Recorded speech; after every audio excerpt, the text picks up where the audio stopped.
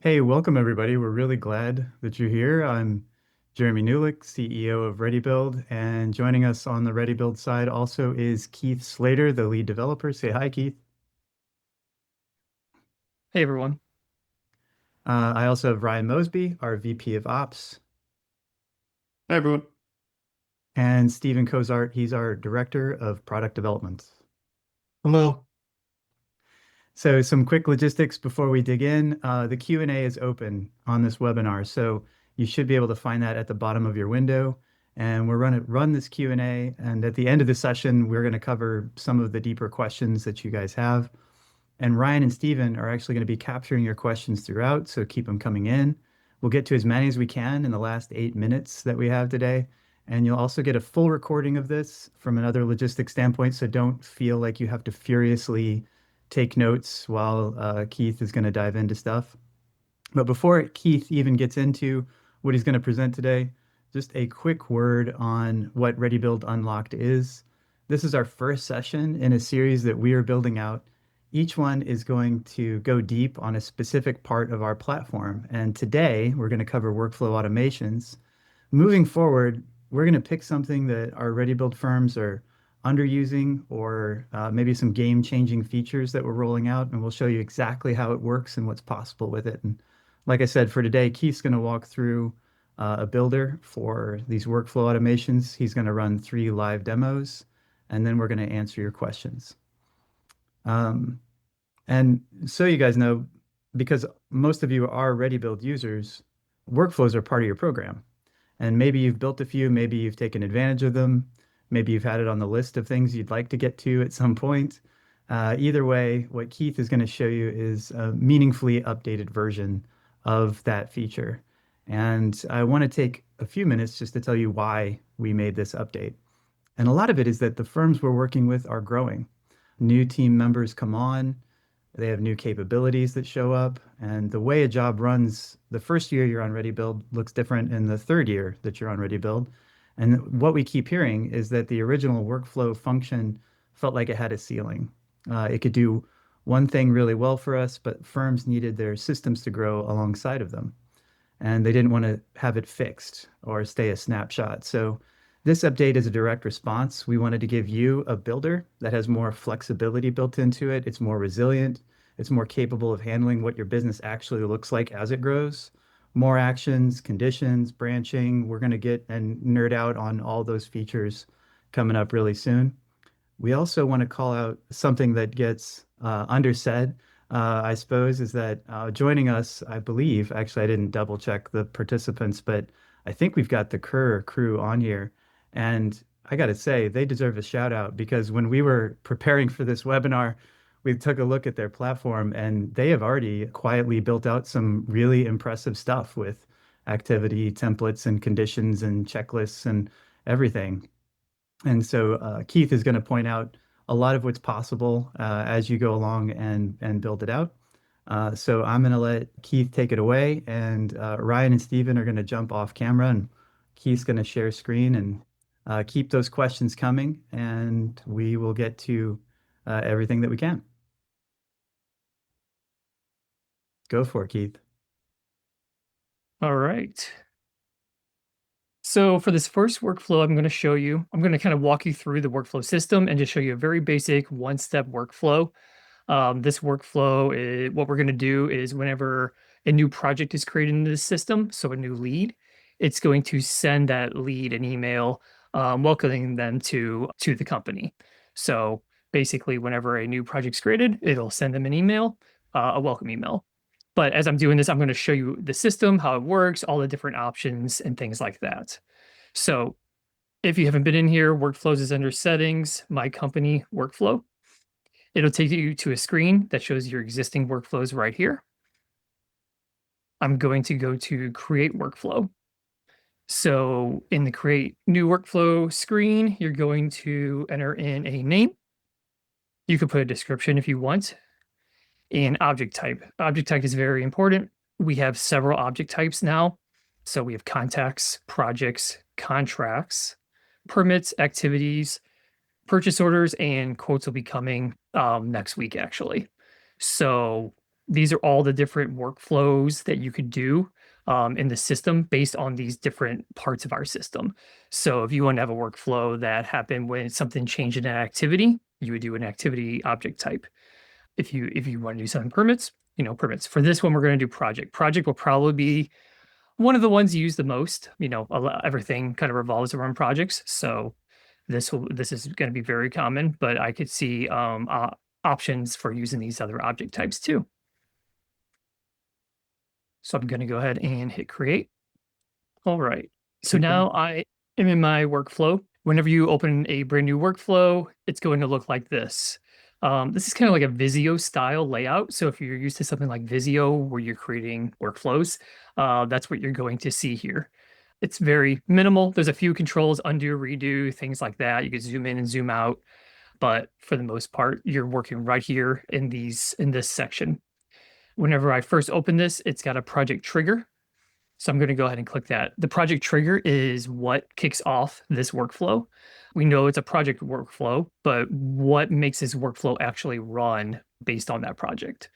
So for this example, I'm going to go to trigger type, and we have different things in here. So we have a record created. So that means like when the project's created, when the project's updated, if a field changes in a project, there's date-based triggers, which are pretty powerful. And then there's a manual enrollment. This is something that is probably more of an edge case for most people, but it is useful in certain instances. And we'll talk about some of these. If you have questions, we can go into it. I also want to remind documentation. We have the workflow documentation, and then each time you go into like a section like this and click it, it'll tell you the documentation here. So you could actually see like, well, what is a manual enrollment? And it kind of explains it. And as you scroll down, there's just a lot more information. So that is all there to get more information. So for this one, I'm going to go to record created, and I'm going to hit save. So you see that updates, it says when project is created. Now I'm going to hit the plus in between the trigger and the end.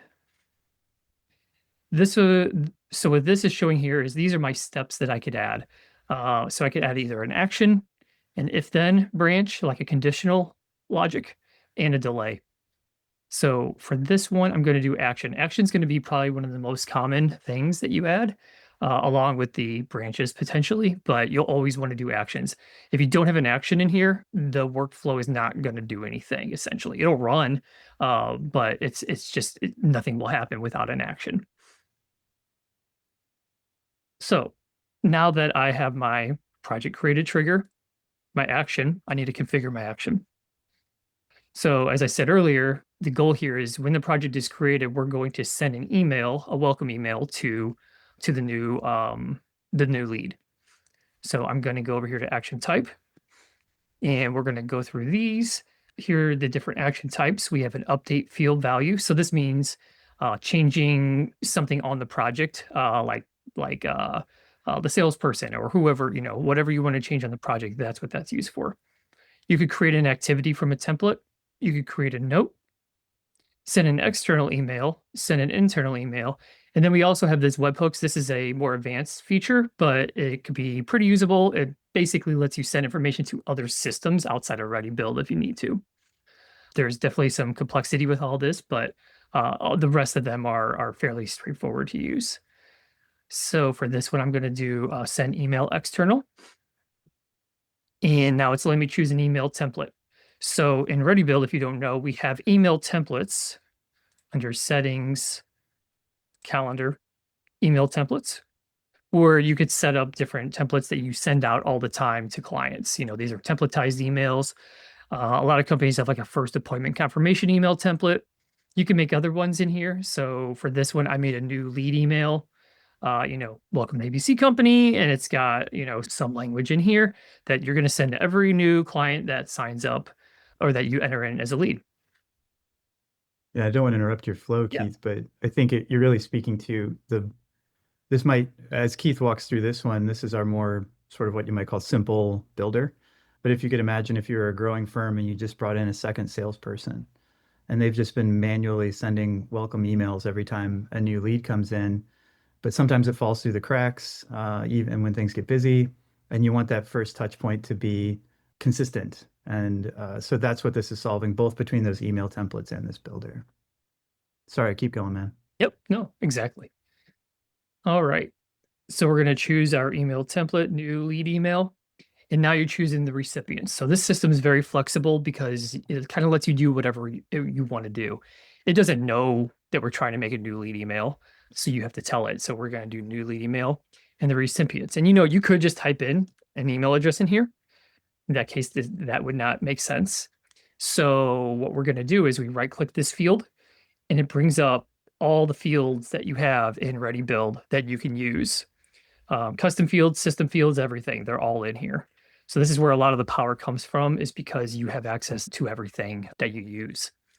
So for this, I'm going to type in email. I'm going to get the primary email. And I'm going to type in email again and get the secondary email. So the idea here is we're going to send this new lead email to the contact's primary and secondary email. Hit save. All right, so now this workflow is created. It exists, and it's all set up. This is all it takes. It's a one-step workflow, very easy. A lot of your workflows probably will be one step. There's a lot of things that you'll do where you want to change stages or set salespeople automatically or set your PMs automatically, things like that. A lot of those are probably one-step workflows too. So I could hit save. This screen here lets you type in what you changed.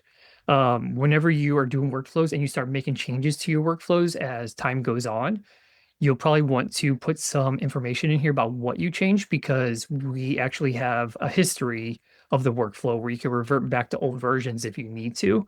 So if you made a change and you realize, oh, that's not what I wanted to do, you could easily revert it back.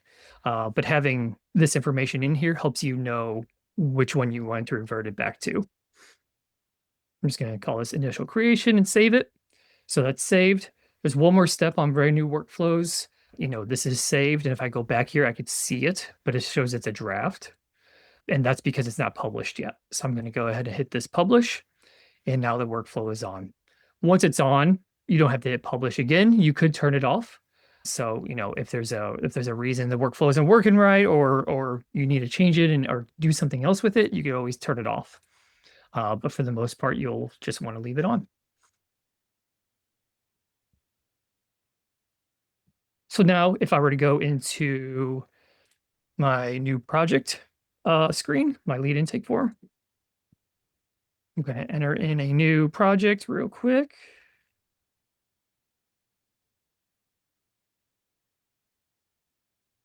Submit that.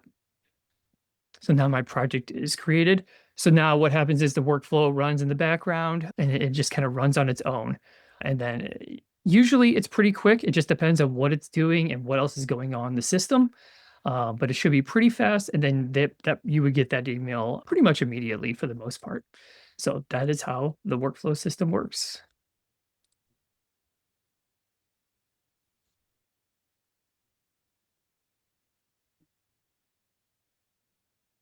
All right, I can move on to the second example. Yeah, the second example is that if you're a design build firm, you're going to close 2 or 3 contracts a week.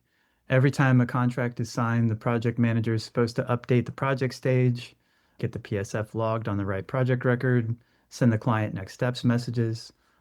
Some of this happens the same day, some of it waits until Monday sometimes, and the client experience varies entirely depending on who's handling how busy they are. So that's the challenge we're solving in this particular scenario. It's going to be a little bit more of a complex build. Go for it, man. You're muted still.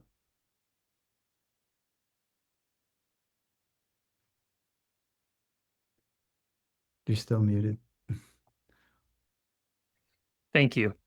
Yeah. So for this one, I'm going to do a contract workflow, and I'm going to call it contract sold. And I'm going to select the object type of contracts. Before I do this workflow, I just want to show you a couple things that is set up for this company. So if I go into the project here and I go look at the sales tab, there is a PSF amount, professional service fee amount field. So this is kind of like a custom field they have set up that is currently empty. And if I go to I want to go to the contract. This contract also has a custom field professional service fee, where you can enter in the amount here for this specific contract. So the idea here is that we want to take this amount that's entered on this contract and put it on the project, because you can, if once it's on the project, you can see it easier. You can report on it easier. You can see it on the boards, things like that. So once it's in, it's in here. It's always in the contract, but getting it to the project sometimes makes it easier for what you want to see. So now I'm going to go back into my workflow, and I'm going to do a workflow. So contracts have another type called contract finalized. And what this means is after everybody has signed the contract, this workflow will trigger. So that means that the clients and the salesperson, once they've all signed the contracts and they all hit finish at the bottom, this workflow will trigger. If there's two clients on the contract, they both have to have signed. If there's only one, then that's fine. So I'm going to say when contract is finalized.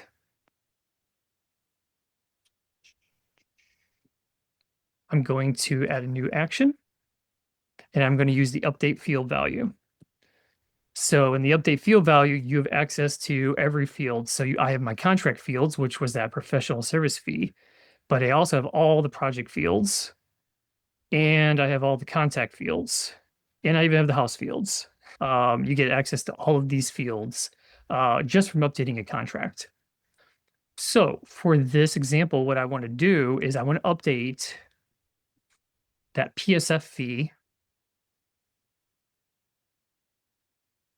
amount on the sales tab. So I want to get this filled in. So I'm going to search for PSF amount on the project. So I'm updating the PSF amount. So now it's saying, well, what do you want that PSF amount to be? So what you could do is, like I showed before, you could just type in a static amount. You could say it's always going to be 1,500. It doesn't matter if you work that way. So this is one option. So this would say when the contract is sold, finalized, PSF amount will always be 1,500. The other option you could do is you could right click in this field and you could select from all these different fields again. So I'm going to select from the contract the professional services fee. So now the idea is once it's sold, we're going to update the PSF amount on the project with the professional service fee on from the contract. And that'll get it so that the project is updated with that same amount. We're going to do a couple other things here to show you some different scenarios and things you could do. Maybe after this is sold, you want to send the client an email welcoming them to or congratulating them on the new project, but you don't want to go out right away. You might be there in person, or maybe there's a delay and you want to make sure that all the paperwork goes through, things like that. So what we could do here is we could add a delay. I'm going to add a 24-hour delay, and then I'm going to send an external email. So this is similar to what I was showing you before, how to send external emails. And this one will be called contract sign next steps. And you do the same thing here where you select who you want to go to.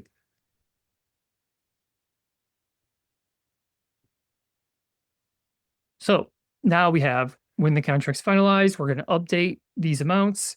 We're going to wait 24 hours, and then an email will be sent out to the client, welcoming them to the project and, what's their next steps and everything. So that is that. That is how that works. I'm going to go into here. I'm going to go to the contract. Make sure I have an email on there. Okay.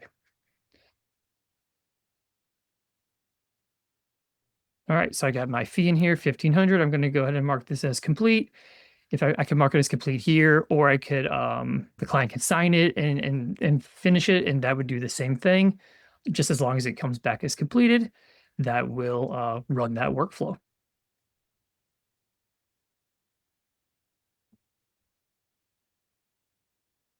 So it does take a few seconds sometimes, just depending on what it's doing.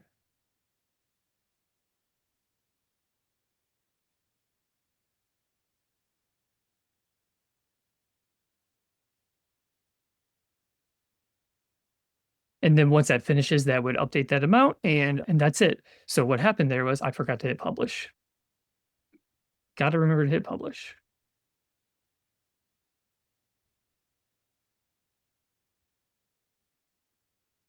Try that again.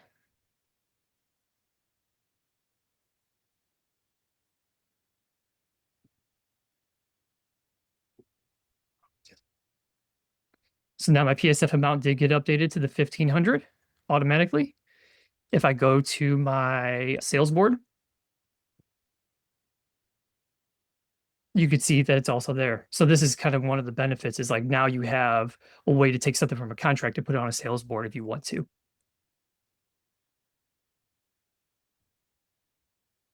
Yeah, I know we were going to get to questions at the end, but something that came through that I think you can show really quickly is there's a question from Sarah from Mosby. She says, does the history track the actions from the workflow? And I know that that's something you showed me before. So there's that versions. Yeah. Yeah. Yeah, so this is one of the big benefits of this update is you will know you could go see every single time that this workflow has ran and what it did. If I'm in the workflow as an admin, if I go to executions up here, I would be able to see every time it ran and if it's running and what it's doing.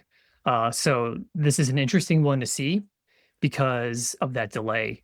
I'm going to show you what's going on here. So if I click this workflow that says it's running, it started 1 minute ago.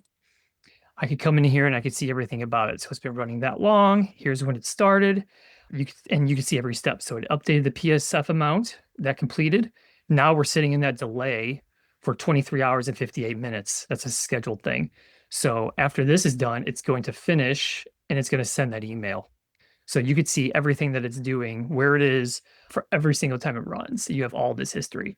If for some reason you didn't want this to send, you can come up here and actually cancel this and it won't finish running this workflow and sending that email. Another thing this delay kind of gets you, and this is something to think about as you're building out workflows, is you could add another step in between here, which I recommend. And I recommend this for all sorts of different workflows, but in this instance, you may want to do an if then branch. And I'm going to do an if then branch and check the sales stage. So the idea here is if the sales stage is one after this delay, then we'll send the email. Because what if something happens and they cancel, and the sales stage goes back to open or lost? Without this here, after that 24 hours, they would get this contract signed email anyway. So this is Mhm. just kind of like a second check before the email goes out after that delay to make sure that this is still one project at that point.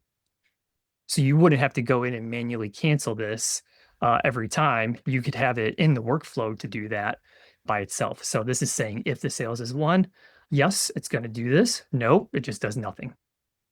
And that's fine. That'll complete the workflow. They won't get the email and everything will be good.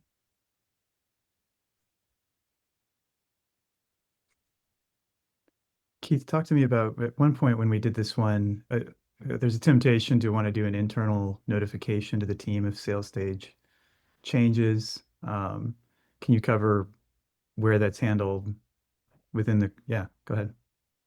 Yeah. So another thing you could do is you could add another action. So I'm going to add an action up here, an internal email action. And these are pretty powerful. We already have notifications in the system, but those notifications are pretty well defined in how they work, who they're going to email. When you sell a contract, it's going to email the salespeople on the project, and there's a notification where you get all project notification emails. Maybe you don't want them all. So there is something that we could do here to help with that. So I'm going to do send an internal email. And in here, you have some good options. But the first one is if you do specific users, you get a list of all your users in the company. So you could have a internal notification that always goes to the same person no matter what, which is probably useful in a lot of cases.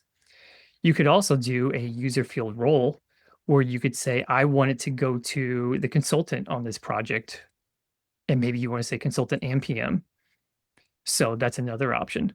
And then the third option is just a custom email address. So if this is something else, maybe it's a like a group, a group that you have that you've set up in your Outlook or whatever, you can have it go to that or an external person. The only thing I want to say is if you do an internal email and you send it to an external person that doesn't have access to Readybuild, they'll get the email, but there'll be links in that email to Readybuild. So if it's a real external person, use this. But if it's like an internal, like a consultant maybe or something like that, you could do this sort of thing. So for this one, I'm going to say, yeah, we're going to go the consultant and the project manager. When you do an internal email, you could just type in the subject and body because this is just a notification essentially. So you could say contract sold. This contract is sold. You could use variables in here also. So if you want to say, you could say like who the name is. You could type in, you have access to all these different fields. So you can kind of customize this email however you want.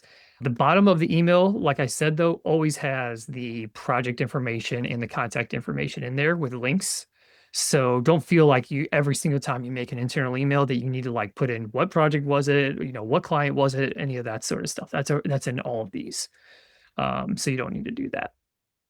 So now I have my internal sold email. One thing you could do though is you could do another branch here. And you could say, I only want this internal email to be sent. If it's like a specific, maybe it's a specific division. So you could say, we only want to send emails if it's design build. We don't care. We don't need the emails for anything else. Or you can even do the opposite if it's not design build. Now you could say, we'll send emails for everything but this division. And then that's how that would go through. Yeah, I know when we were working through this before, you showed some examples of what those emails look like when they're sent. Is that something that we have ready to go for Yeah. this walkthrough? Yes. 1 second. Let me make sure. Let me get rid of that. What's also just Yeah. fun is watching you use the builder, all these connectees. There you go.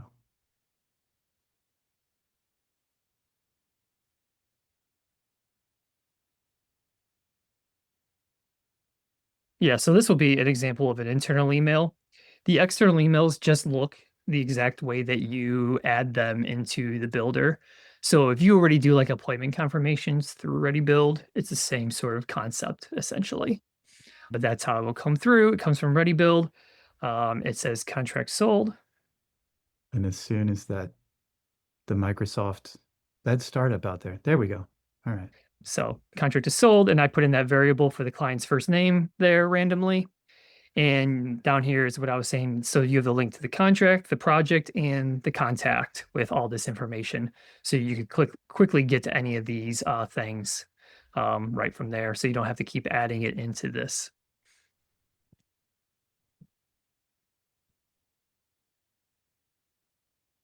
Good stuff. So we have one more demo to run through. And Yeah, I could go yeah, through. yeah, this is if you have, dozens of active jobs at a time, and every project closes the same way. So there's a punch list process that depends on who's managing that job to remember to create the activity and assign those checklists. And sometimes some things get missed, and they want the checklist to show up automatically, so that the momentum of the project, if it hits the punch stage, that they're assigned and they're ready to go. Great. Yeah, this uses a couple other systems that we have in Readybuild that may have may have gone a little bit under the radar. They went out several months ago, but we have activity templates and checklist templates. So I'm going to show you my activity template and checklist template first, and then I'll show you how it works in a workflow. So whenever I go into an activity template, so the idea here is you could create a template for your activities. So in this one here, we have a production complete checklist activity template, and it already knows the type, the task, who is assigned to it automatically. All of that stuff is in here. There's some other advanced fields in here to do things, but this is kind of the basics is like we want to make a new activity. It's going to have this subject. It's going to be a production, and the assigned role is the project manager of the job for the activity. So whenever this activity gets added to the project, it automatically assigns the PM. The other thing it's going to do is it's going to add a checklist template called design build project complete checklist. So let's go look at that. So there's another section for checklist templates where I could come in here and name the checklist, and then I could have all these different items in my checklist. There's a bunch of items in here, and they're automatically assigned to roles. So once this checklist gets added to the project, it'll assign all these users automatically to these different items based on who's on that job, who's on that project already. So I just wanted to show you how this worked before I showed you the workflow, because like I said, it's somewhat of a newer feature. So I want to make sure that people have the context of what is going on here. So now back into my workflows. This workflow is already built out, so I'm just going to step you through what it is. The idea here is when the production stage changes the punch. So we have a field value change the production stage, change the punch. And it's going to create a new activity from a template. So it's that production complete checklist template. And we also have a send an internal email just for fun, but it's just there. But this sends an internal email at the same after it creates that template, activity template, and it says project is in punch. So that is that workflow. Now, if I were to go over to my project, to my production stage, and change it all the way to punch, that workflow should be running in the background now. And if I go over to my schedule, there it is. So it automatically was created. It assigned me because I'm the PM. The date was based on how that template was set up. So it set it for tomorrow. You could change this obviously to have different dates and lengths and all that sort of stuff. But you can see there's 16 open checklist items. So if I go into here, I could see it, and here's my checklist. So this is how it's all tied together. The workflow, use the activity template with the checklist template, and everything got combined together, and this is automatically being created. We didn't have these roles assigned, so nobody was assigned there, but these PM ones, I believe they are assigned me automatically. And you're able to see those items like on your dashboard here automatically. So it will show you, oh, you have this checklist item that's due.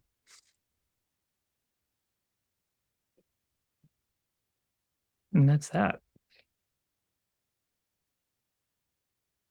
If you have different checklists, so I think I hopefully it's starting to make sense of like, well, what if we have different checklists for one division and another checklist for another? So then you do an if then branch, right? So then you would come in here and you would say division, and then you would choose the division and say we only do this one for here. We have a different one for any others, and you could even branch these off of each other. So if you say I have one for design build, and I have one for commercial, I could do another if then branch, and I could keep branching these off of each other to keep doing that way. So this is totally fine. It's the way it's meant to be built, that sort of thing. Yeah, I mean, I think what's powerful about this is that from what we've seen, the checklist, because it's a relatively new feature, like you said, it's relatively underused, and this shows the sort of the full magnitude of what being able to harness these features together can look like. That way, you have this consistent delivery from a project management perspective. I think that's great. Anything else you want to build out on that one, or do you want to shift to questions? Because we have a lot of them. Oh, we have a lot of questions. We could do that. Cool. You guys asked some really good questions. I'm gonna see, replace the current share. So I'm just going to tick through these, and if Keith, you need to take over sharing to answer it, to show something rather than say it, let me know. So can we choose what email the automated email is sent from? Right It's now, it from the comes, first, yeah. Go ahead. yeah. Right now, it comes from the marketing email that you kind of use that we have set up for people. I do want to have a way to configure who it comes from in the future, but it does not. It always comes from the same place, which can be your own email, but it's always like a global type of email. Yeah. Great. Great. And so another one from demo one, with the current workflows that we may have, will we have to redo those or will they be converted to the new format? You will have to recreate those in the new format. There's no way for us to automatically convert them. So yeah, they will have to be manually recreated. We have it set up right now where you will see the new workflow system, and at the top there'll be a banner if you still are on the old one. And if you see that banner, there's a link. You click on legacy workflows or something like that, and that'll show you all your old ones. So you can start building them out as your old ones are still live in the new system. And then once they're done, you could contact us and we swap the systems for you. So that's kind of how that works. Now, not everybody is on, some people are on the new system already. So if you don't see that banner at the top, you're on the new one. But if you do see the banner, then yeah, you still will need to convert your workflows. And we do, at the close of this, we'll give you a heads up on, emailing support@readybuild.com. And that way, if you want to have this feature available to you to do the new builder, then we can get that set up in your system. Questions from demo two. Can we customize the trigger on the workflow? You can. You could put Yep. conditions on the trigger for all sorts of different things. Yeah. So you could say when a project field is changed, and then you could say the stage is set to 1, or also it lets you almost infinitely configure that trigger to different things. So yeah, you could definitely do that. Did you want to show that real quick, or I can stop the Yeah. share if you Yeah, want I to go can show back that to real that one. quick. All right.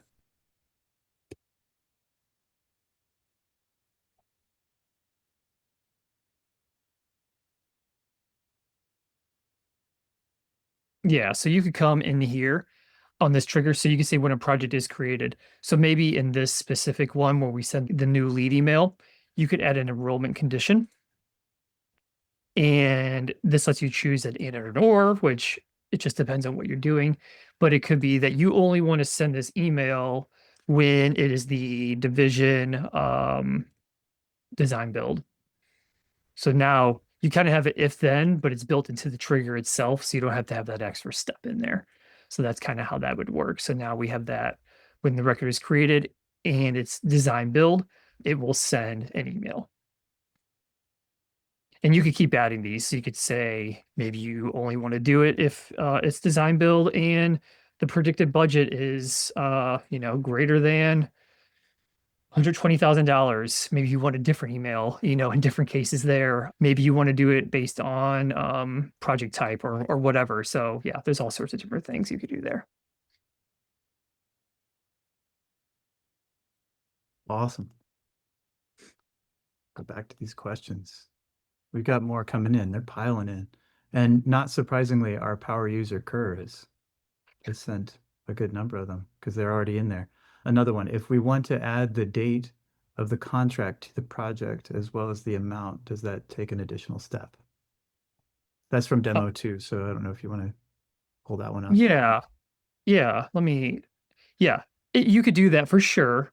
So it would be an additional step, but it's fine. So if we go into here and we go to contract, you could do an action.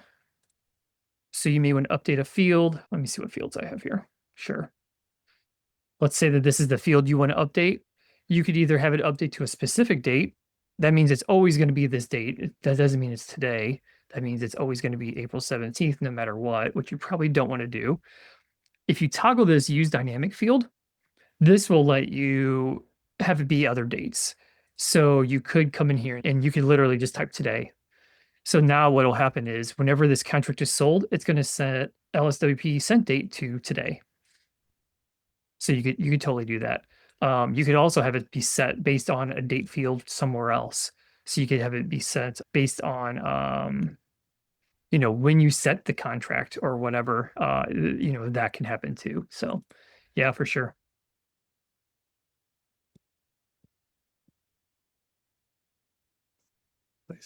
Here we go. We're going back to questions. Here we go. How did you remove and or add the links between the workflow blocks? That was from demo two. Do you want to show them how you did that real Yeah. quickly? If you click, yeah, I could just explain that because you Sure. can't really see what I'm doing. But if you click on a link or if you click on one of the blocks, you can just hit delete or backspace on your keyboard and that'll delete it. In order to create a link, you could just drag it from one block to another. There's a little handle you could drag. So if you use Visio, it's very similar to how Visio works. You just drag it from one to another, and then delete or backspace on your keyboard will delete it. Very good. This is from demo three. Is there a way to test an automation to know it's working before it goes to a client? If an email is automatically sent to a client, is it documented in the job somewhere so we know what was sent and what it looked like? Good Do you want to questions. share for this one? Yes, I think so. Yeah. Okay. The testing piece is you'll probably need to find a way to test that With a personal email or with your own email. yeah, Yeah, that'd be right. the way to do it. That's what I would recommend there. There's a couple things you could do for testing. So I mentioned earlier that there is a trigger type called manual enrollment. And that's interesting because what happens here is this workflow exists, but it never runs unless you tell it to run. So it's kind of an interesting way to do things. And the way you tell it to run is on a project, for instance, there is a way to run it that I'm not seeing. I'll have to look into that. But there is a enroll workflow option that should be right here, which will let you choose which one you want to run. I'm not sure why that's not there. So we'll have to look at that. But yeah, there's a way to manually run them. So that could be an option if you're like, I want to be able to test it, but I don't want it to, I don't want it to run all the time. If somebody enters a lead while I'm trying to test things like that. So that would be the way to do is you can make it a manual workflow, test it, and then change it back to be an automated one if you want to. Yeah, and then the Um, follow-up question. Go ahead. Go yeah, ahead. what was the second part? The follow-up question was if an email is automatically sent, is it documented in the job so we know what was sent? Yeah, in some cases it is. We'll have to double check that it is. The idea is that it will be. Hmm. But there may be some cases where it's not depending on how it's sent. Whenever this is another new thing with this new workflow system, is it's a lot more obvious in here that a workflow triggered it. So you could see here that this workflow created this production complete checklist activity. And you actually get this little icon down here that opens that execution that I was showing you earlier. So you could see where was it triggered from, and if it all ran. So it should. I think there's some cases where the email is not coming in here, but the idea is that it will be. So it's something we'll have to look at and verify. Very good.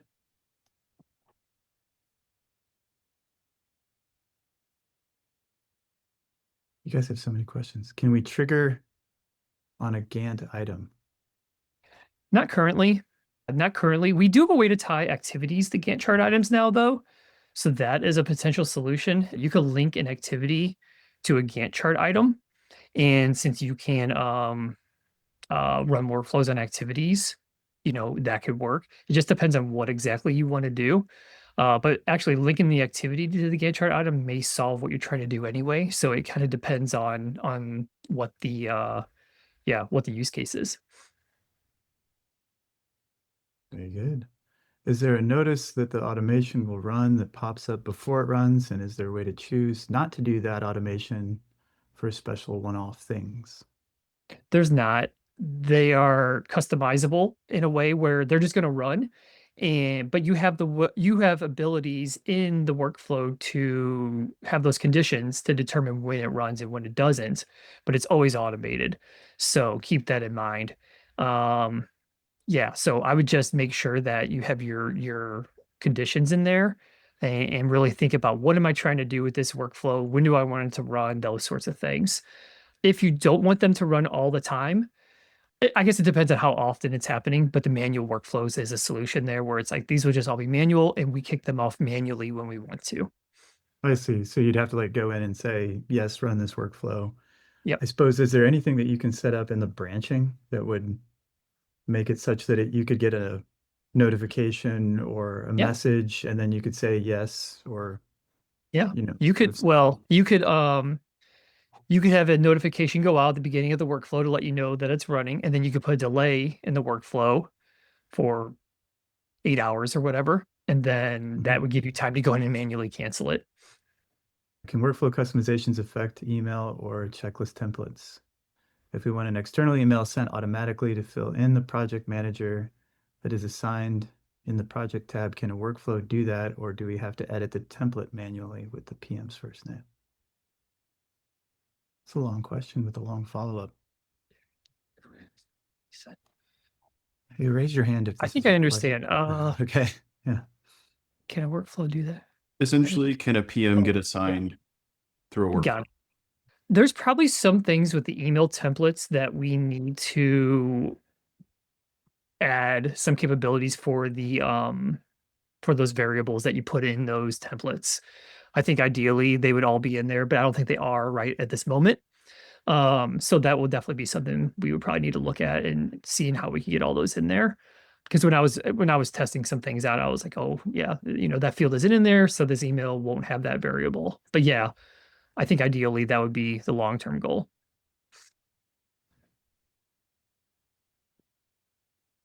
Do the workflow automations show up in the project in the history? We actually covered that one Yeah, that's the briefly. goal. Yeah. Yeah, this one is not. There we go. If automation includes notification to a consultant, but the consultant changes after the project. I love this live PowerPoint filling out. If the consultant changes after the project is open, will the new or old consultant be included in the rest of the workflow? Whoever's the current one when the step runs. So it should be the new one. Gotcha. Gotcha. Ryan, do we have any more questions that are coming in?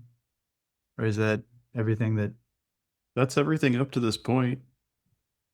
We got some questions on checklists, but since this is centered on workflows, we'll handle those in a separate ad hoc session for the requester. Yeah.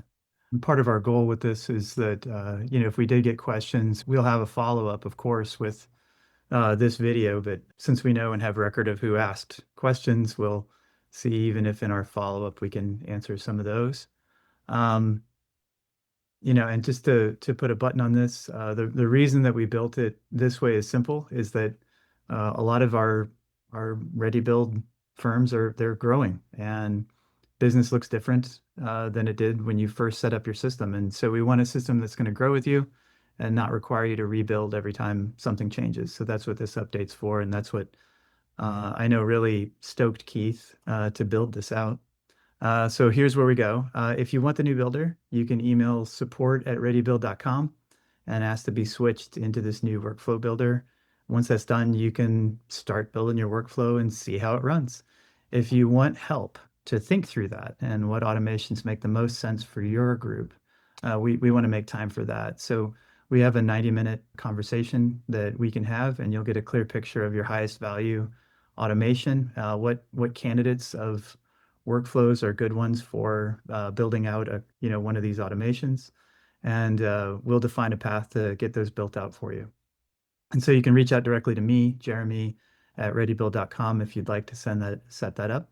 You will get this recording within early next week, by Tuesday of next week.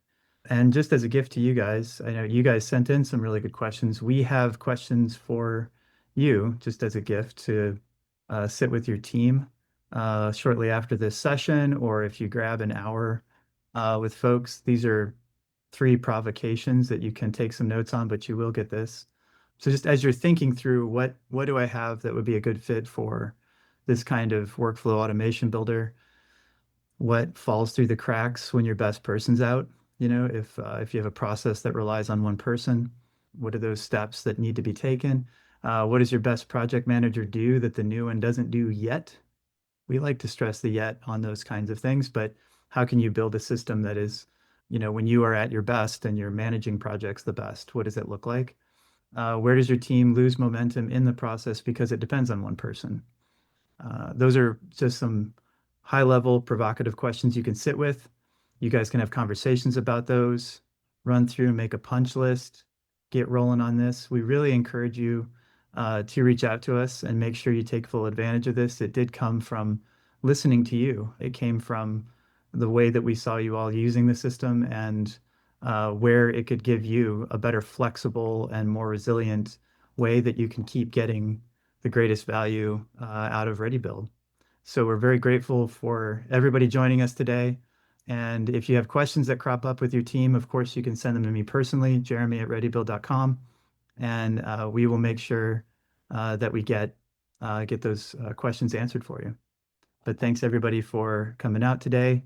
It's okay with me if Keith, Ryan, and Stephen want to jump back on video and wave and say bye. And Keith, unless Keith, you have anything you'd like to close out with. That's all. Thank you, everyone.